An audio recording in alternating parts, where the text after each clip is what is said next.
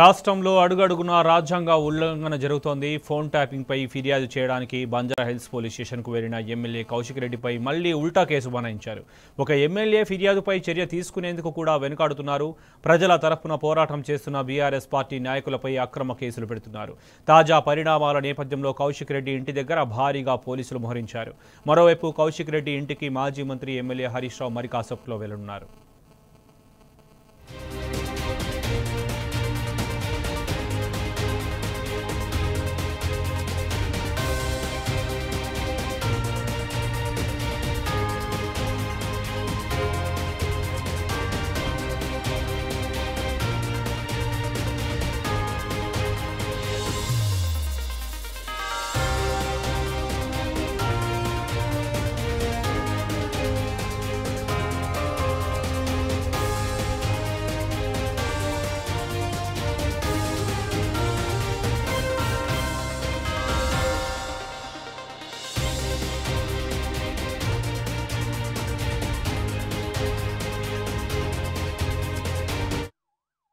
రాష్ట్రంలో అడుగడుగునా రాజ్యాంగ ఉల్లంఘన జరుగుతోంది. ఫోన్ ట్యాపింగ్పై ఫిర్యాదు చేయడానికి బంజారాహిల్స్ పోలీస్ స్టేషన్కు వెళ్లిన ఎమ్మెల్యే కౌశిక్ రెడ్డిపై మళ్లీ ఉల్టా కేసు బనాయించారు. ఒక ఎమ్మెల్యే ఫిర్యాదుపై చర్య తీసుకునేందుకు కూడా వెనుకాడుతున్నారు. ప్రజల తరఫున పోరాటం చేస్తున్న బీఆర్ఎస్ పార్టీ నాయకులపై అక్రమ కేసులు పెడుతున్నారు. తాజా పరిణామాల నేపథ్యంలో కౌశిక్ రెడ్డి ఇంటి దగ్గర భారీగా పోలీసులు మోహరించారు. మరోవైపు కౌశిక్ రెడ్డి ఇంటికి మాజీ మంత్రి ఎమ్మెల్యే హరీష్ రావు మరి కాసేపట్లో వెళ్లనున్నారు.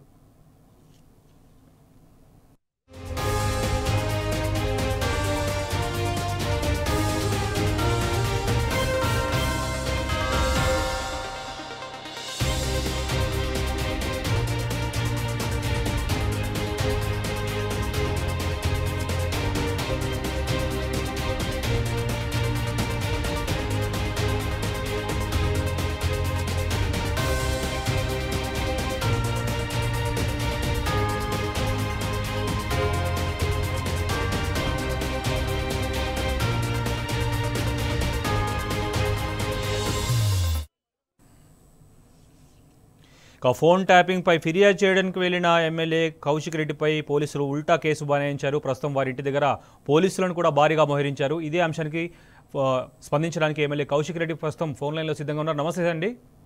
నమస్కారం అండి. ఎంత అన్యాయంగా అంటే నా ఇల్లు డోర్లు పగలగొట్టుకొని నా బెడ్రూమ్ దగ్గరికి పైకి వచ్చి నా బెడ్రూమ్ డోర్ కూడా పగలగొడతా ఉన్నాను. స్నానం చేసి వస్తున్నా అంటే కూడా చెప్తే వినకుండా హరీష్ రావు గారిని కూడా ఇప్పుడు అరెస్ట్ చేసిరు.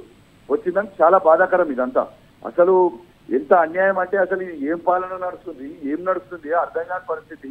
అసలు నేను నా ఫోన్ ట్యాపింగ్ అవుతుందని నేను ఫిర్యాదు చేయకపోతే నేను ఒక ఏసీపీ గారి అఫీషియల్ గా అపాయింట్మెంట్ తీసుకొని నేను 3 o'clock కాడికి పోయిన తర్వాత వాళ్ళు నన్ను చూసి వాళ్ళు పారిపోతుంటే మీరు ఎందుకు పారిపోతారు, కరెక్ట్ కాదు కదా, కంప్లైంట్ ఇచ్చినా కంప్లైంట్ తీసుకోండి అని నేను చెప్తే నేను ఉల్టా వాళ్ళు నా కంప్లైంట్ నాది కంప్లైంట్ తీసుకొని వాళ్ళ మీద కేసు బుక్ చేయాల్సింది పోయి నా మీద కేసు బుక్ చేసి ఇవాళ నన్ను రిమాండ్ చేయడానికి నా ఇంటి డోర్ పగలగొట్టి రావడానికి నేను చేసేమని తెలుస్తా.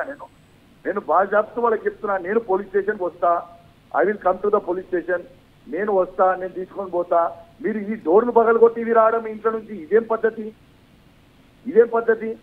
నేను స్నానం చేస్తున్నా, నా వైఫ్ ఉంది రూమ్ లా, నేనున్నా, ఇదేంటిది? ఇది చాలా అన్యాయము. నేను కేవలం గట్టిగా నిలదీస్తున్నా, 6 గ్యారెంటీల కోసం నేను కేవలం గట్టిగా నిలదీస్తున్నాను ఒక ఉద్దేశంతో. ఇవాళ రేవంత్ రెడ్డి గారిని నేను గట్టిగా నిలదీస్తా ఉన్నాను. ఇవాళ 6 గ్యారెంటీలు ఏమైనాయి? మహిళలకు 2500 ఏమైనాయి? ఇవాళ రైతు రుణమాఫీ ఏమైంది? ఇవాళ మా హుజరాబాద్ నియోజకవర్గంలో దళిత బంధు ఏమైంది? ఇవన్నీ నేను అడుగుతున్నా అని ఇవాళ వాళ్ళు నన్ను రిమాండ్ చేయడానికి భారీ ఎత్తున పోలీసుని మోహరించడం. నన్ను రిమాండ్ చేస్తే చేయని, నాకు అభ్యంతరం ఏం లేదు, నేను వస్తా, పోలీస్ స్టేషన్ నేను వస్తా. కానీ అరెస్ట్ వారెంట్ లేకుండా, ఏ వారెంట్ లేకుండా నాకు ఇంటికి వచ్చి నువ్వు రావాలి ఇప్పుడు అని ఎత్తుకపోతామంటే ఏందన్నట్టు? నీకు వారెంట్ ఉందా? ఏమైనా వారెంట్ ఉంటే చెప్పండి. వారెంట్ కూడా లేదు. ఏది లేనప్పుడు ఇది ఎంతవరకు కరెక్ట్? మీరు చెప్తున్న సమాధానం ఏంటంటే పోలీసులు తమ విధుల్ని కూడా దుర్వినియోగం పరుస్తున్నారు అన్నట్టు అర్థమవుతోంది.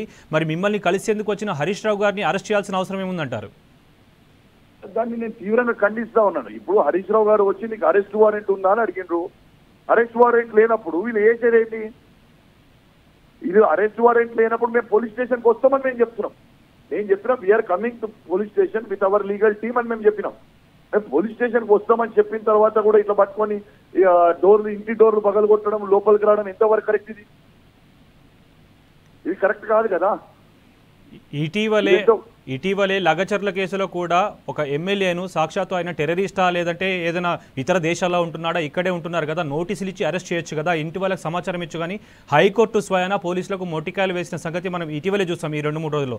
మరి మీరు ఖచ్చితంగా ఒక ఎమ్మెల్యే ఉండి ప్రజాప్రతినిధి అండి, మీకు ముందస్తు నోటీసులు ఇవ్వకుండా కనీసం మీరు ఇచ్చిన ఫిర్యాదు కూడా తీసుకోకుండా వెనుకాడడం, నిర్లక్ష్యపు సమాధానం చెప్పడం, గైర్హాజరవ్వడం, ఇవన్నీ ఏ రకంగా చూడాలంటారు? ఇది చాలా టూ మచ్ అండి, అసలు పూర్తిగా చాలా టూ మచ్. ఇది ప్రజాపాలన కాదు, ఇది కేవలం కచ్చల పాలన, పోలీస్ పాలన అయిపోయింది. దీనిని తీవ్రంగా ఖండిస్తా ఉన్నాను.